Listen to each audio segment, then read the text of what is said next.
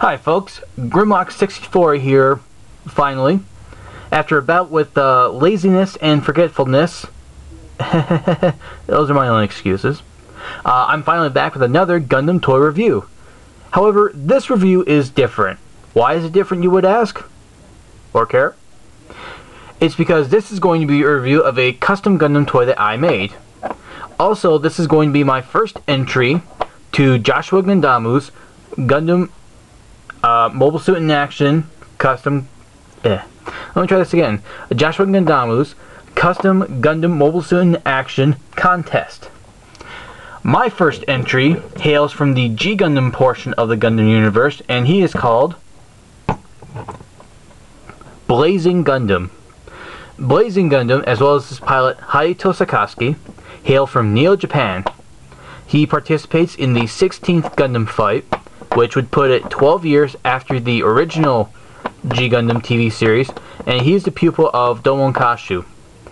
Story-wise, Domon would have originally been the one to pilot this unit, but after a small accident that left him with a busted arm, his pupil Hayato, who has taken up some of his mannerisms,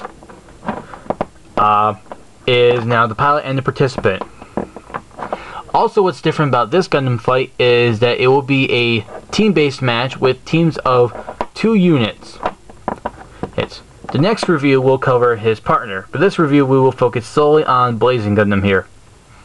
First, let me explain the parts that I used to make Blazing Gundam. Blazing Gundam's head, as well as his waist, legs, and feet, come from a Strike Gundam figure. His shoulders come from a Sword Impulse Gundam. His torso, as well as his machine cannons, come from Burning Gundam. His arms and hands come from a Wing Gundam Zero version 2. His core lander, which I'll take off so you can see there, comes from Rising Gundam.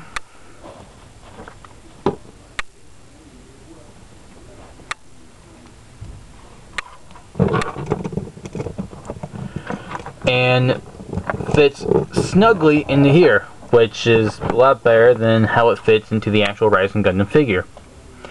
His weapons come from a model kit, which I will talk more in detail later on. I wanted to go for some detail here, which isn't really saying much considering this is a MSiA toy. So there's going to be a lot of detail. You can see some panel lines here, and all the little markings, the vents on the front,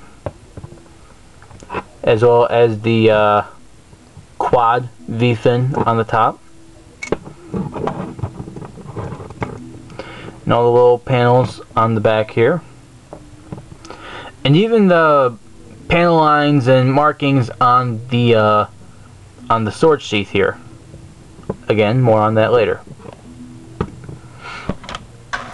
I also wanted the figure to sport a good amount of articulation, and again, with MSiA toys, that's not a hard feat.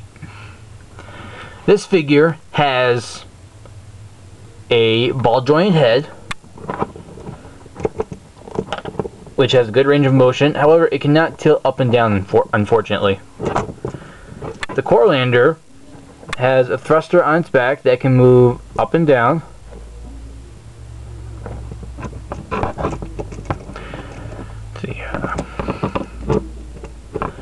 The arms can move back and forth like this at the shoulders, thanks to Burning Gundam's torso.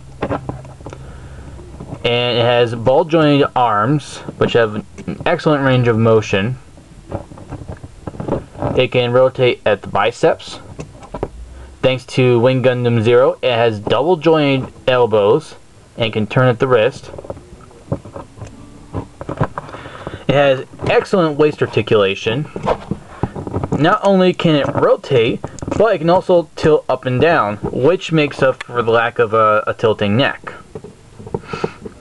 It has ball jointed legs, double jointed knees, and 2 ball joints in the ankle. In total, this gives the figure 25 points of articulation. Not bad for a custom. In my opinion, of course. That's all reviews pretty much are. Opinions. But with some facts, of course. Now let's take a look at the accessories. Not only does he come with a core lander, he also comes with 2 weapons. This first weapon is a large stake on what looks like a revolver barrel. This is one of his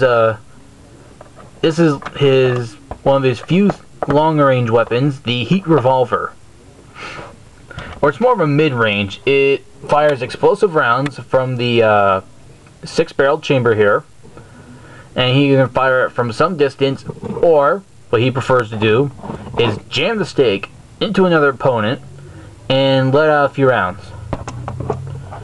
Also, the chamber can open as if he was going to reload or simply empty out the empty shells, and it easily snaps back into place. He has the 2, they're more like machine Vulcans than cannons since they're single-barreled as opposed to the Burning Gundam's triple-barreled ones that popped out.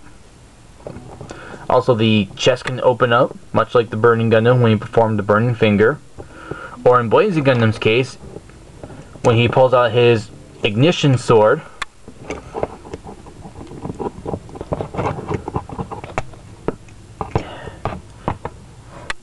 which you can really see he has a very large sword, taller than the figure itself.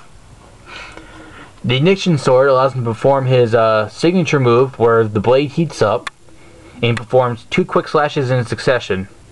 This technique is called the Igniting Blazing Slash.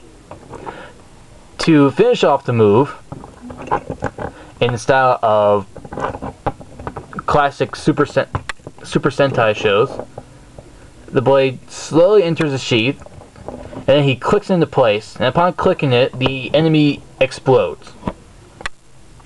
Which is basically this version's equivalent of the heat end. Basically, it's just to look flashy. Also, I used some red string to keep the sword sheath suspended on the figure. I decided to go for the behind the back look because it just looks cooler in my opinion. The sword and the revolver stick weapon come from a Super Robot Wars Alteisen Nacht action figure model kit. I will warn you, if you do decide to buy the model kits, they are very pointy. How pointy, you ask? Up to the point where I am surprised I did not draw blood. Or poke an eye out. No, I'm serious, they're sharp. Anyway, this is my review. What do I think of it? I think it's a good effort for my first time. I think it's a neat figure. And I would hope that you do as well. And I especially hope that Joshuagundamu and his judges at least consider this for being within the top 3. Well, that's my review. I hope you enjoyed, and I appreciate all comments and questions. Please do not say anything about me needing a new camera. That is what we call stating the obvious. And at the time, I do not have the money for a new camera. But when I do get a new camera, I will make sure it's a better one. Anyway, hope you enjoyed this review, and keep an eye out for my next custom review coming soon.